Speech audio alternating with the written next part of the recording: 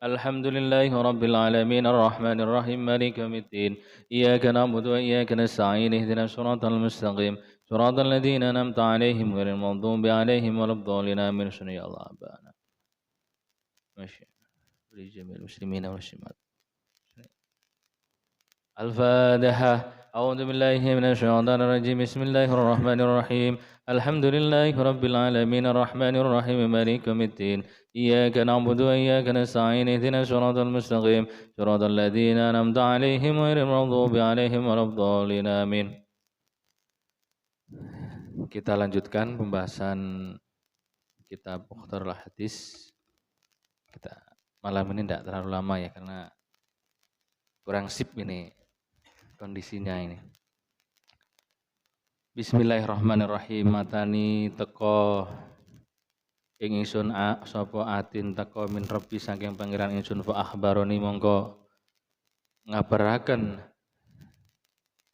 Jibril. Ini maksudnya yang dari Allah ini yang mengabarkan adalah malaikat Jibril. Fa akhbaroni mongko ngabaraken sapa Jibril ing ingsun anahu satune man iku man utawa wong iku mati min umati saking umat ingsun la yusriku mong hale ora nyekutoaken sapa man billahi kelawan Allah syai'an ing suci-suci dakhala mongko manjing sapa man al jannata ing swarga. Jadi Nabi Muhammad mendapat kabar dari malaikat Jibril bahwa kita semua ini umatnya Nabi ini kalau mati dan itu tidak dalam kondisi mensekutukan Allah, maka dakhalal jannah. Mesti masuk surga, mesti ya dakhalal jannah. Jadi kita punya satu keyakinan, punya satu optimisme bahwa kita ini adalah penghuni surga. Karena kan memang kita ini awalnya penghuni surga toh. Mbah kita, Mbah Adam itu kan penghuni surga. Nah setelah itu ditanya, ada yang tanya sahabat itu. Fakultu wa in zana wa in syaraka, walaupun zino sapaman atau nyolong sapaman, mencuri sapaman.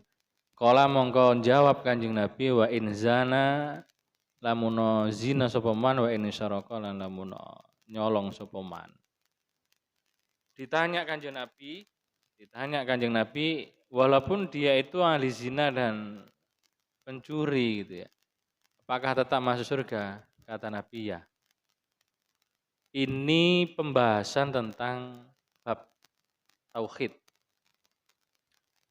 bukan bab tentang akhlak. Tapi babnya ini pembahasan tentang tauhid. Di sini yang titik tekannya adalah bagaimana kita betul-betul meyakini bahwa Allah itu adalah Tuhan. Dan Nabi Muhammad adalah utusan. Itu harus selesai di dalam diri kita. Satu contoh. Misalnya sampai sakit, gerah. Sempat dengar enggak orang itu mengatakan gini, lek sampai enggak berobat mesti enggak waras. Pernah dengar enggak? Lek sampai enggak berobat enggak akan sembuh. Ini bagaimana kalau kita lihat dalam satu kacamata tauhid. Kalau dalam kacamata tauhid ya ini enggak boleh. Karena yang menyembuhkan itu ya Allah. Sampai berobat ini kan hanya ikhtiar. Hanya kewajiban. Kita harus melakukan ikhtiar. Sembuh enggak sembuh itu tergantung Gusti Allah. Yang memberikan kesembuhan itu juga Gusti Allah.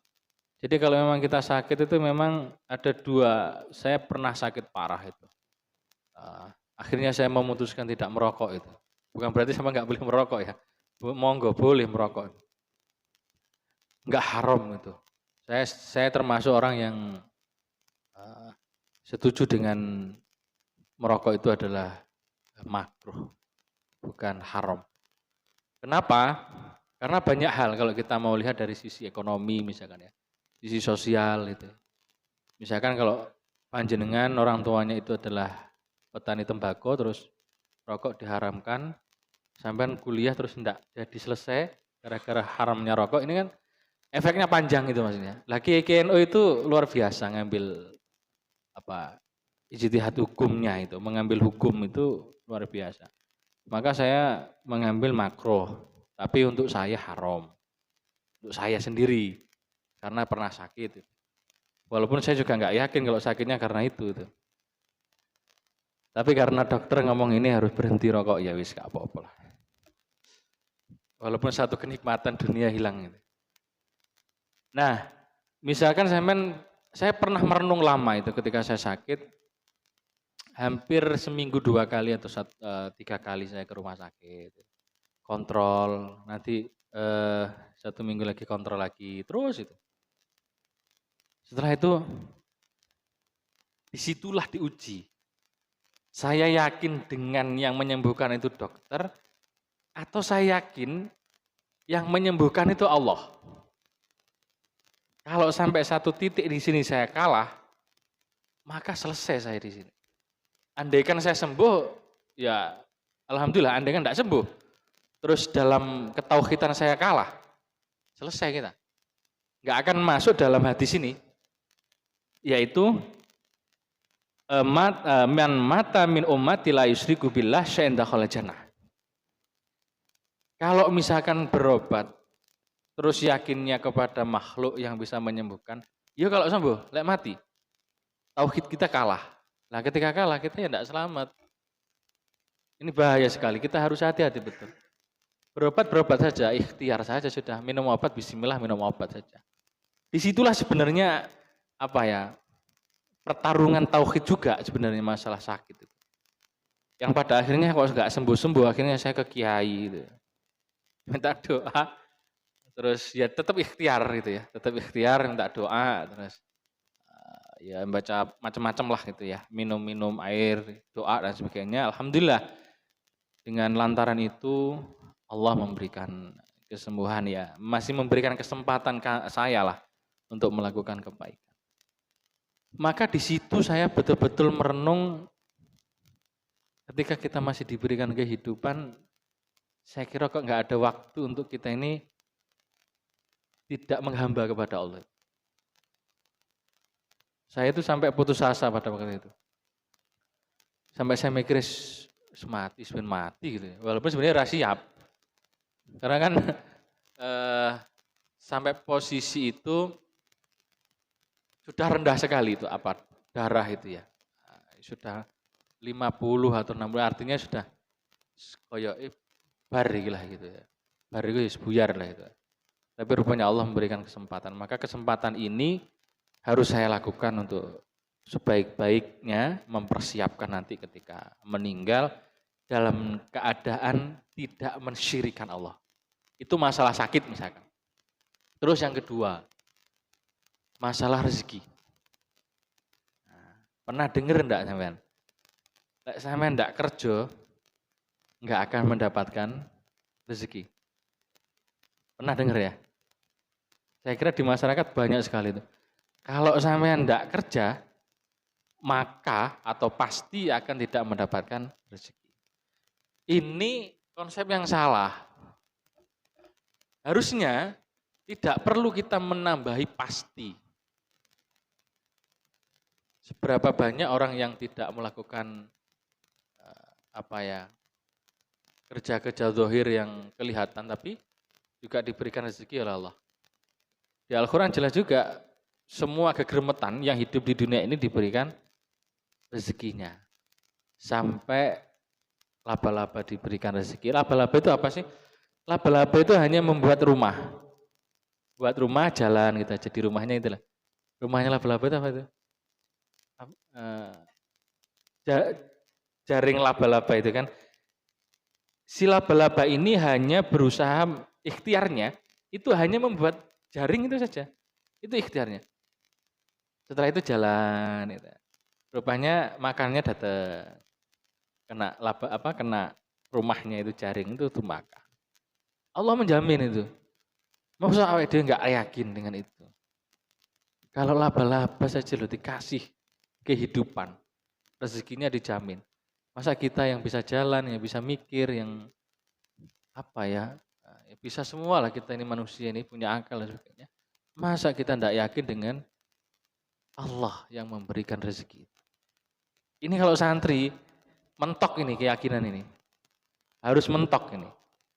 Jadi apapun itu, mau jadi petani, mau jadi pengusaha, mau jadi apa, enggak ada urusan itu. Jadi apapun sama harus punya keyakinan bahwa Allah menjamin rezeki itu. Selesai sudah.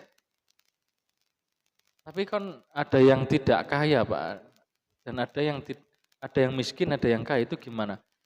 Bukan masalah kaya dan miskinnya, tapi Allah itu memenuhi, memberi rezeki kepada manusia ini, kepada makhluk ini.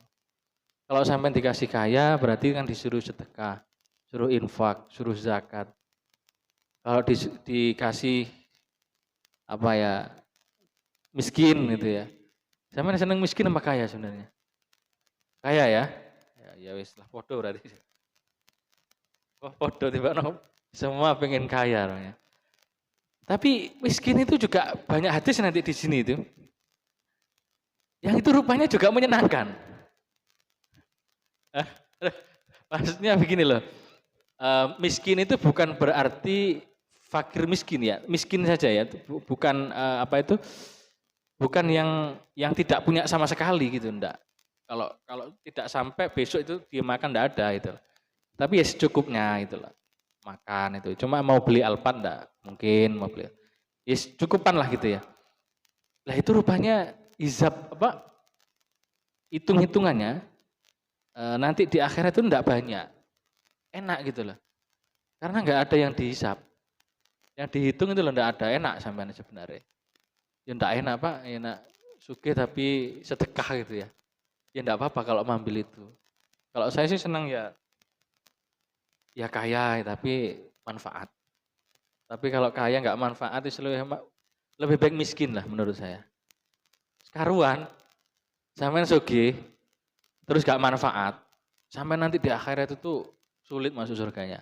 Pertanyaannya banyak. Sampai dikasih uang sekian, 1 miliar misalnya. Ada rumah, ada mobil, ada apa dan seterusnya itu. Untuk apa sampean itu? Kalau enggak manfaat, berat nanti di akhirat. Lebih baik kan yes, sugih tapi manfaat gitu ya. Saya tak delok sih wajah-wajah sampean wajah-wajah sugih gitu ya. Nah. Tiba-tiba kan sing gelem melarat Malang ini. Ndak apa-apa lah. Bismillah. Rumah sedekah ini kan ya pasti memberi gitu. Ini jargonnya ini. Memberi, jangan sampai meminta tapi memberi ini luar biasa. Nah, itu misalkan rezeki. Saya sering ini tidak hanya saya sampaikan. Ini saya juga merenung diriku sendiri. Apakah saya masalah rezeki itu yakinnya dengan Allah atau tidak? Masih banyak orang begini. Ketika dalam kondisi yang kalau kita sederhanakan ya rezeki walaupun tidak hanya uang ya. Kita sederhanakan misalnya rezeki itu uang salah satunya. Dalam kondisi yang kesulitan dalam uang misalkan. Itu biasanya orang akan berpikir saya itu wis sholat, wis wiritan, wis ngaji. Terus apa lagi sampean itu? Kebaikan sampean apa lagi? Wis sholat tahajud misalkan ya. Wis sholat tahajud, sudah membaca Quran duha, hafal Quran, misalkan itu. Misalkan itu ya. Terus baca waqiah, misalkan itu setiap hari 7 kali setelah asar misalkan. Itu sudah dilakukan. Tapi kok saya gini-gini saja. Nah, ini salah cara pandang kita harus kita rubah. Kita ibadah itu mendekatkan kepada yang memberi segalanya. Dekatkan saja dulu. Kita ibadah itu mendekat kepada Allah. Kita sholat mendekat kepada Allah. Semuanya itu mendekat kepada Allah agar kita ini diakui sebagai hamba yang baik. Lek sampean hamba yang baik, sampean minta atau sampai lupa ndak minta. Misalnya sampean hafal Quran, setiap hari ngafalin Quran itu. lupa ndak minta. Nanti saya jadi apa ndak minta. Itu Allah akan memberi karena panjenengan dekat dengan Allah.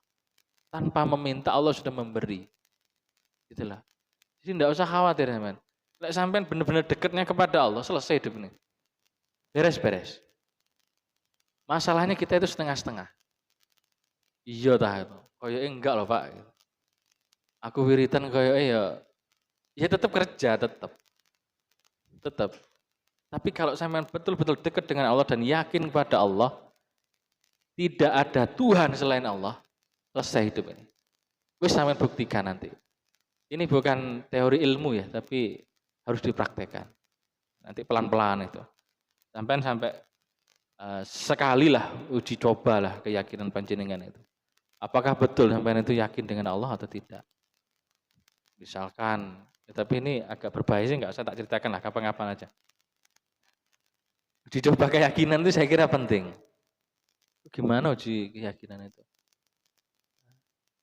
Misalkan sampean tidak mau meminta bantuan makhluk, misalkan. Tapi saya yakin pengen Allah yang memberi bantuan ini.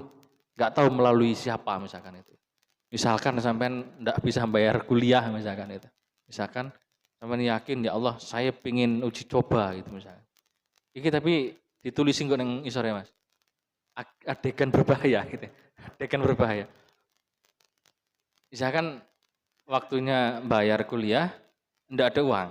Orang tua masih belum cairan atau belum panenan gitu. Wah sampean wah ini kesempatan untuk uji coba dengan Tuhan itu.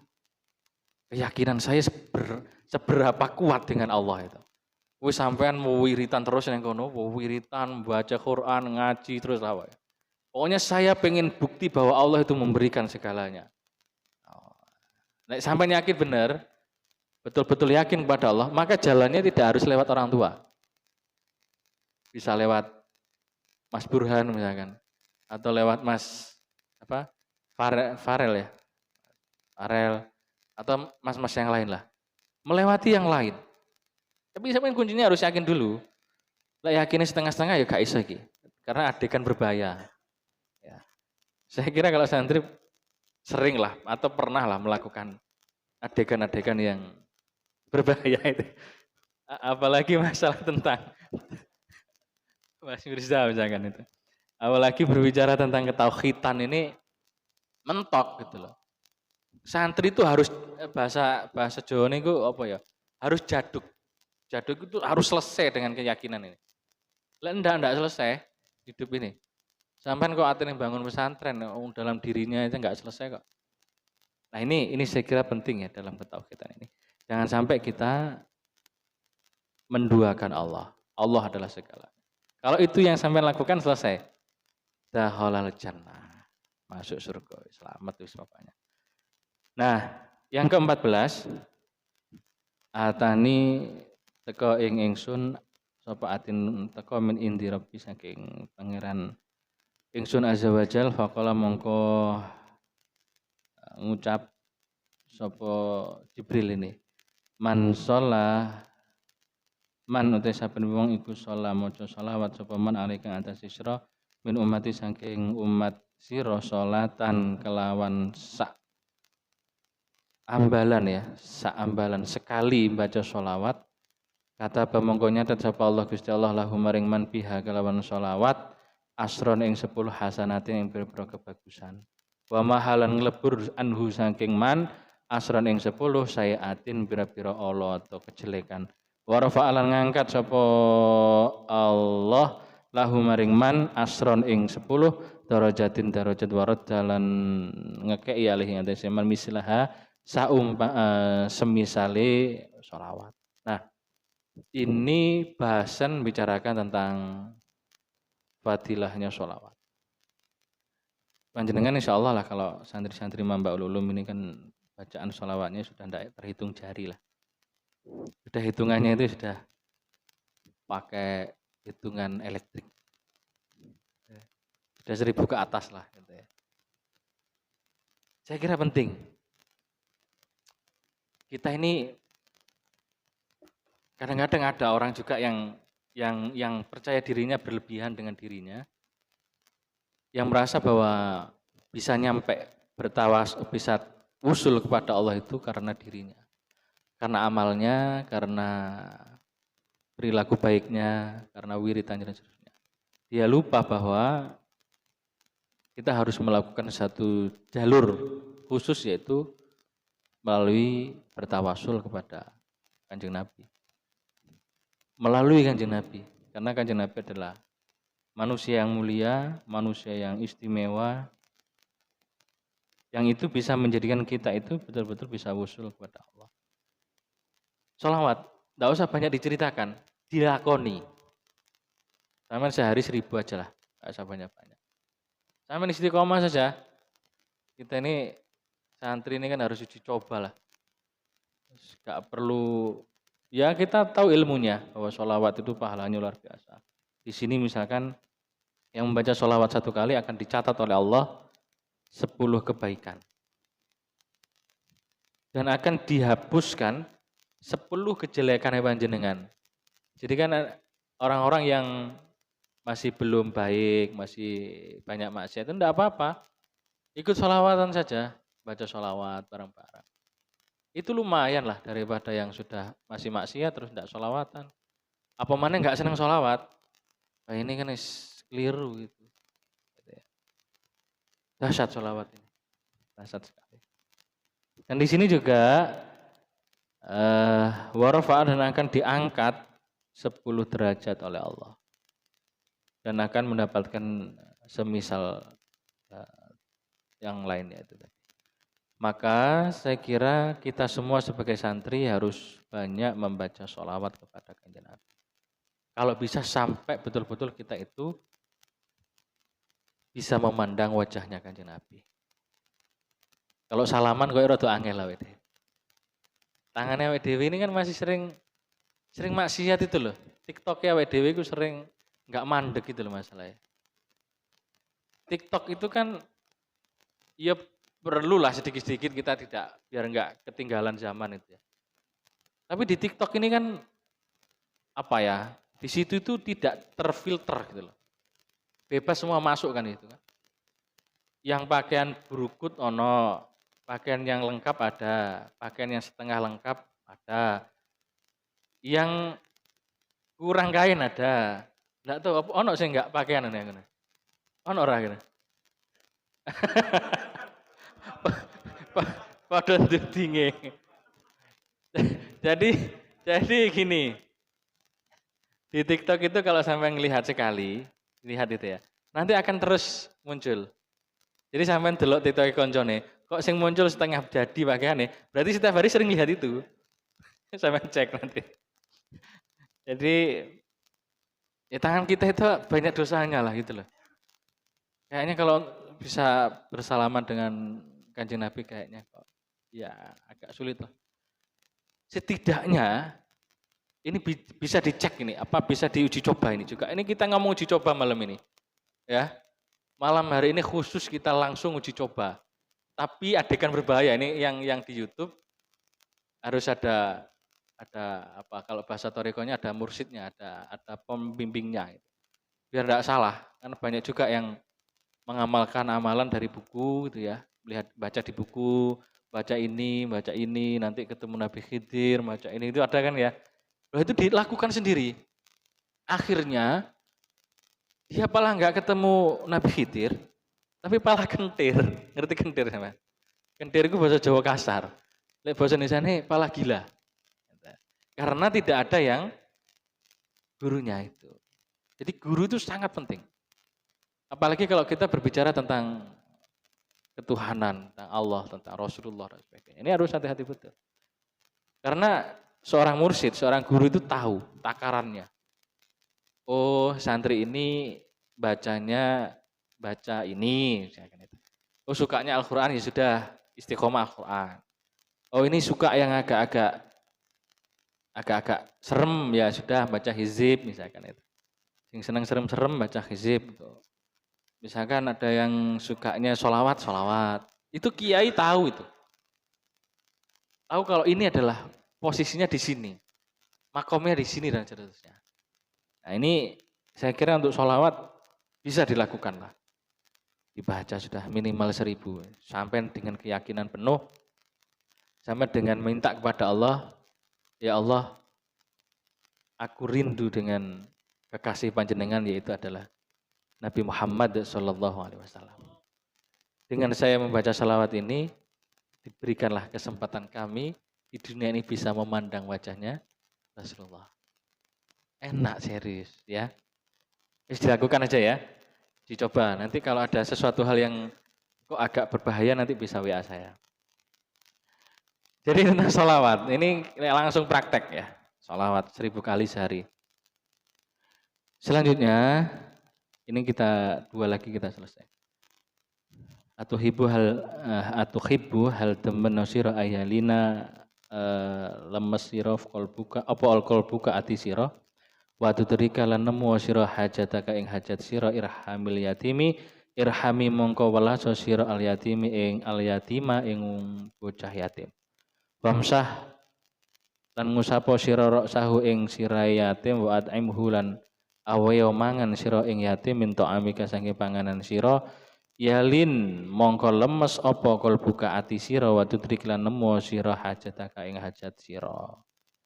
Ini membahas tentang lemesnya hati ya sama anak yatim, peduli dengan anak. Ini cocok ini di sini dengan rumah sedekah. Rumah sedekah Pondok Pesantren Mambak Lulum ini yang luar biasa dengan kepedulian kepada anak yatim. Kemarin itu juga kan ke mana itu kemarin? Ke Jatim Park ya? Ke Jatim Park, setelah itu ada yang umroh gitu ya. Ini dahsyat sekali. Panjenengan kalaupun misalnya nggak bisa nyumbang uang ya dengan tenaganya. Menyenangkan anak yatim, ya Allah. Anak yatim ini sampai seneng, disenengi gitu ya. Sampai berikan makan, perhatian, ini luar biasa. Nah, kalau panjenengan pengen hati kita ini lemes, hati kita ini lembut, kalau dikasih tahu, oh ya benar ini. Oh ini tidak benar, misalkan itu. Hati yang lembut itu kalau dikasih suatu nasihat baik, itu bisa menerima. Lah sampean pikir sendiri, sampean renungkan sendiri, sampean tafakuri. Kalau sampean ngrungokne ngaji kok atine menolak, berarti ini hatinya membatu ini. Ya, ini saya hati-hati. Sampean pikirin sendirilah, sampean tafakuri sendiri. Saya ini kalau melihat apa mendengarkan kiai-kiai ceramah ini kok hati saya ini enggak menerima itu ya, dikasih tahu kebenaran. Misalkan gini. Jangan pacaran Yole, misalkan orang tua sampean misalkan, jangan pacaran Yole. Bapak itu enggak milenial banget hari ini kok enggak boleh pacaran ya. Itu hati yang keras itu. Sederhana tapi sebenarnya itu hati yang keras. Tapi kalau hati sampean menerima oh nggih, buatan pacaran nanti. Langsung ta'arufan dan langsung khitbah dan menikah misalkan itu. Nah ini kan menarik itu. Nah, tapi nggak perlu ada gerakan nanti pacaran, nggak usah. Kalau Habib ini luar biasa sudah. Sudah menikah. Ini sudah menikah ya belum ya? Belum. Sudah menikah belum? Kayaknya sudah 2.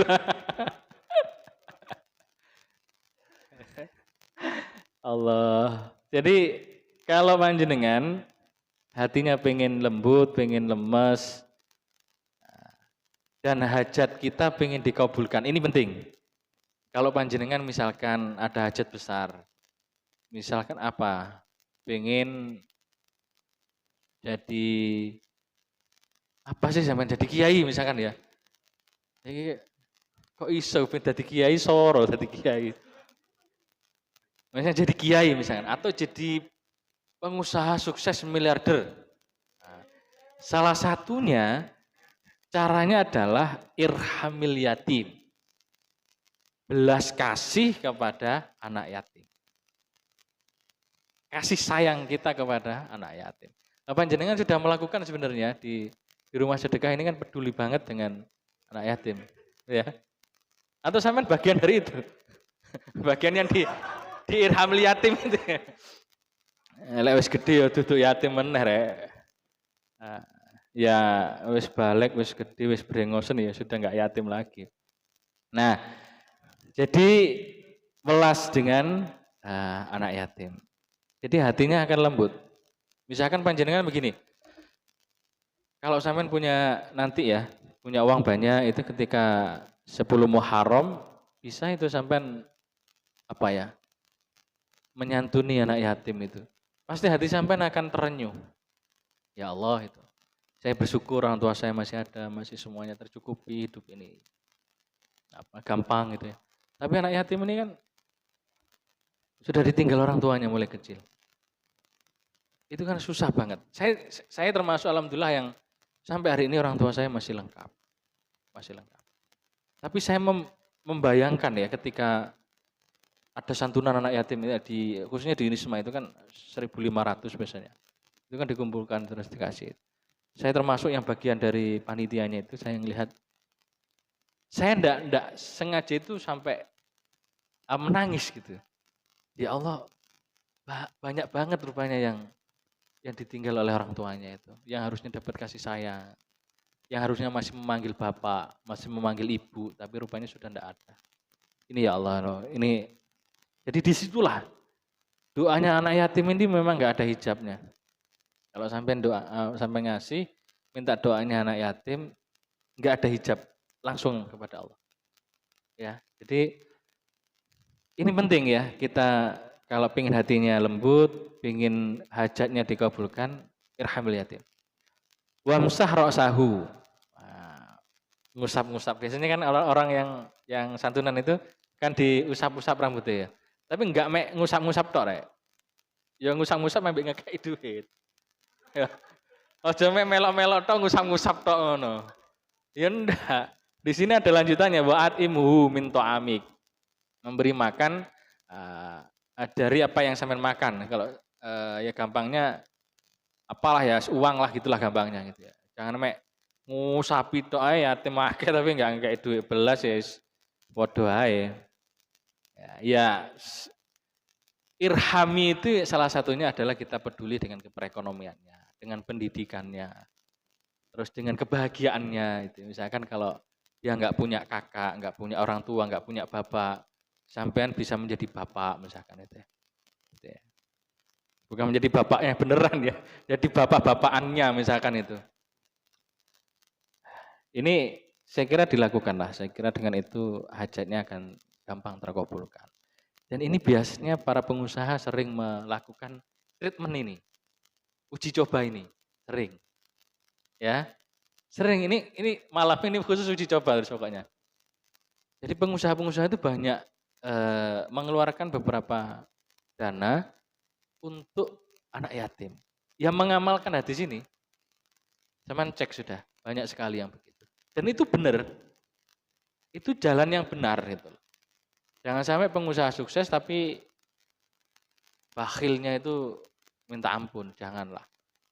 Karena diberikan kesempatan itu. Biasanya kan ke anak yatim itu ya. Karena kan CSR-nya harus dikeluarkan pengusaha-pengusaha itu. Kalau enggak kan bisa kena hukum gitu ya. Harus dikeluarkan CSR-nya. Ya untuk salah satunya dengan mengeluarkan kepada anak yatim. Yang terakhir, Ittaqi wa sira Allah ing Gusti Allah haitsu makunta ing dalaman dinggon ana sira. Wa atbi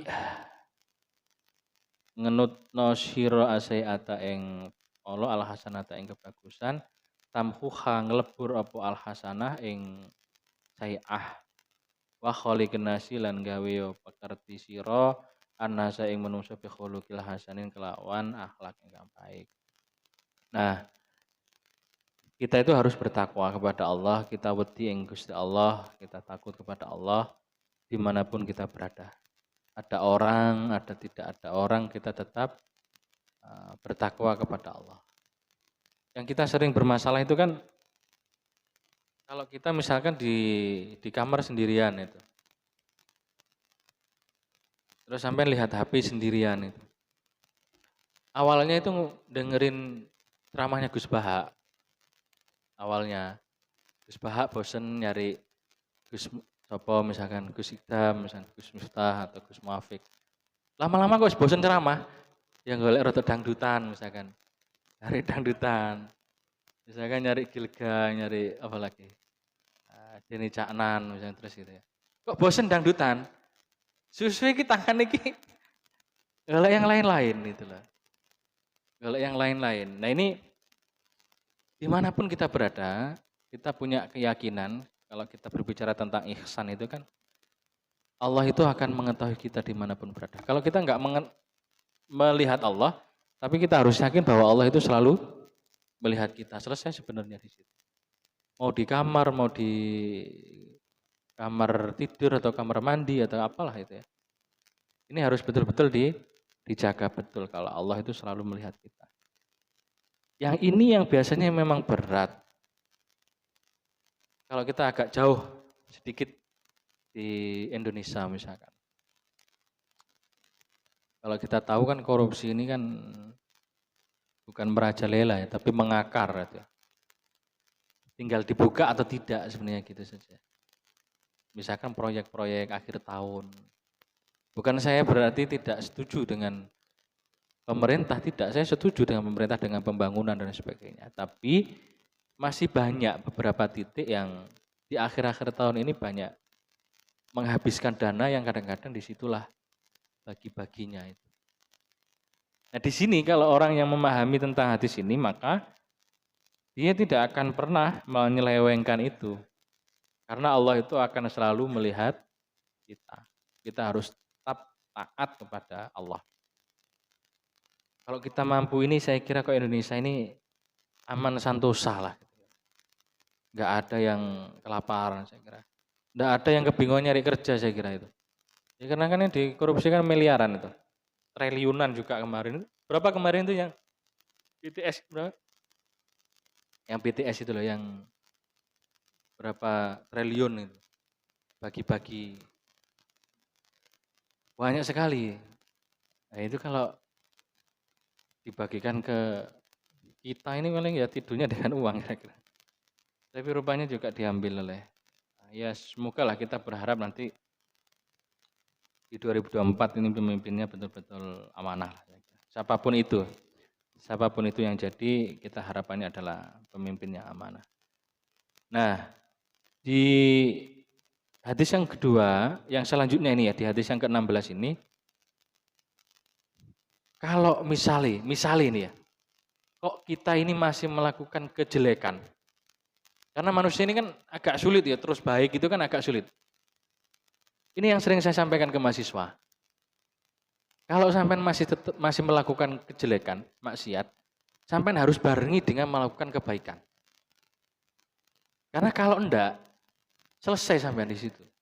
Di neraka jelas. Tapi kalau sampean ketika masih belum mampu menghindari maksiat, tapi jangan pernah meninggalkan kebaikan. Kenapa? Karena di sini al-hasanata tamhuha. Kebaikan itu bisa melebur ketidakbaikan itu. Ya tapi bukan berarti terus sampean dalam posisi ini gitu lah. Kalau misalkan sampean masih belum mampu, misalkan masih sedikit-sedikit maksiat itu, jangan meninggalkan kebaikan. Sholatnya tetap, puasanya tetap, ngajinya tetap, dan seterusnya lah. Karena suatu saat akan lebih mudah kembali kepada kebaikan itu. Tapi kalau sudah tidak baik, terus-terusan tidak mau melakukan kebaikan, ya jelek terus nggak pernah melakukan kebaikan, ya sudah selesai.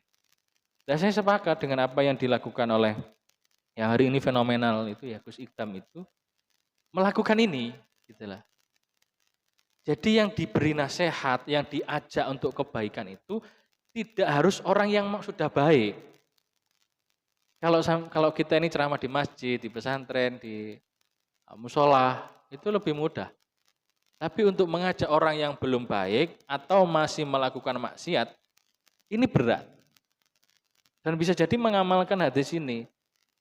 Kan sering itu menyampaikan, wis enggak apa-apa sampean isik maksiat, isik melakukan ini, tapi sampean tetap sholat. Mas sampean melakukan isik rasan-rasan, isik apa, enggak apa-apa tapi sampean tetap sholat. tetap puasa dan seterusnya. Karena kalau enggak, ini sudah sulit nanti menjadi orang baik. Tapi dengan melakukan kebaikan itu juga bisa melebur atau menghanguskan kejelekan yang kita lakukan. Saya kira dakwah ini memang bermacam-macam ya. Saya kira tidak perlu ada justifikasi bahwa kalau dakwah yang serius itu benar, yang kalau tidak serius itu nggak benar. Kalau ada bercandanya nggak benar, kalau yang nggak pernah bercanda itu benar misalkan. Itu yang nggak begitu. Nabi dengan para sahabat sering juga bercanda-bercanda. Ya tapi nggak kelewatan ya bercanda begitu. Itu penting. Harus bahagia kita itu. Dengan teman tidak apa-apa bercanda, tapi jangan terlalu lah ya bercanda. Guyon itu penting loh. Jangan sampai diem saja di kamar itu. Saya nggak suka guyon Pak, saya pokoknya di kamar terus, jangan lah. Tetap guyon loh sampean. Karena kebahagiaan itu penting. Masa nggak di duit nggak apa-apa. Yang penting bahagia kan. Bahagia itu kan tidak harus punya uang. Saya itu ada di rumah kebetulan kan benerin sesuatu lah di rumah. Tukang itu kan borongan, banyak orang, ada 5 atau berapa. Saya lihat itu, sore-sore tadi itu, tak lihat. Itu guyon sama temennya itu. Ya guyon sambil kerja itu loh. Ya macam-macam guyonnya kan beda lah mungkin. Pokoknya guyon intinya. Saya mikir, saya tak renungkan itu tadi setelah maghrib. Rupanya bahagia itu tidak harus di mall. Jangan gitu ya. Bahagia itu tidak harus ke gunung misalkan. Bahagia itu tidak harus di pinggir pantai itu.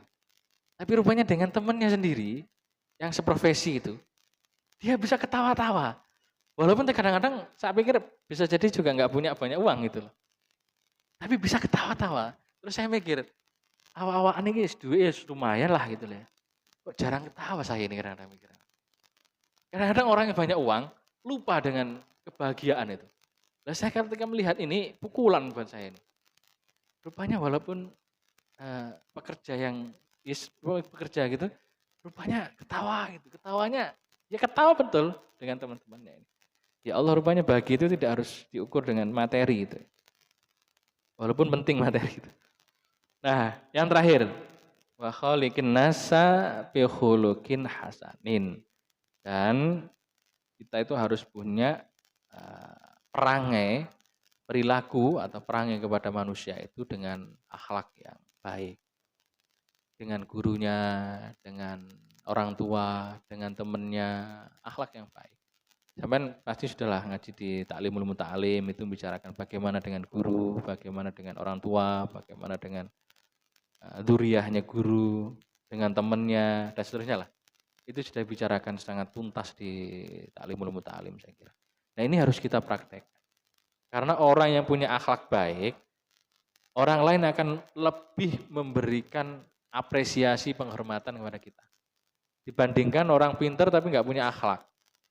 Lebih baik pinter tapi akhlaknya baik. Pasti akan lebih dimuliakan. Akan lebih diapresiasi oleh orang lain. Sampai ketemu siapapun itu. Paling gampang, sampai ketemu siapapun, pertama salam, yang kedua senyum. Salam, senyum, terus sapa. Kalau sampai ketemu misalkan teman lama gitu, sampai harus memberikan ekspresi bahwa sampai itu senang ketemu dengan temannya. Jangan sampai ketemu teman lama itu malah kayak iki simbian sing ngutang aku pas kuliah ini. Janganlah. Kita hilangkan itu. Kalau bisa, kalau panjenengan diberikan kelebihan harta nanti misalnya suatu saat ya, atau sekarang juga boleh. Sampai ketemu teman, misalkan sampai pas makan. Misalkan pas makan kok ketemu teman sama istrinya misalkan ya, sama istrinya sama anaknya. Kalau sampai punya uang bayarin itu. Pada saat itu sampai. Teman sampean itu senangnya minta ampun. Walaupun bisa jadi cuma habisnya 50.000 sampean bayarin. Tapi kenangan itu pasti akan terkenang. Ya Allah, imam itu mbiyen kaya ya Kak, suge-suge nemen saiki ketemu aku gelem bayar ya Allah. Tak dongakne tambah. Pasti kan mendoakan itu. Ya hati nurani terkecil terdalamnya itu pasti mendoakan kita. Jadi sampean kalau ketemu, itu akhlak itu saya kira. Kalau ketemu teman lama, wah, duh, beli apa sampean? Ya wis, sampean bayari.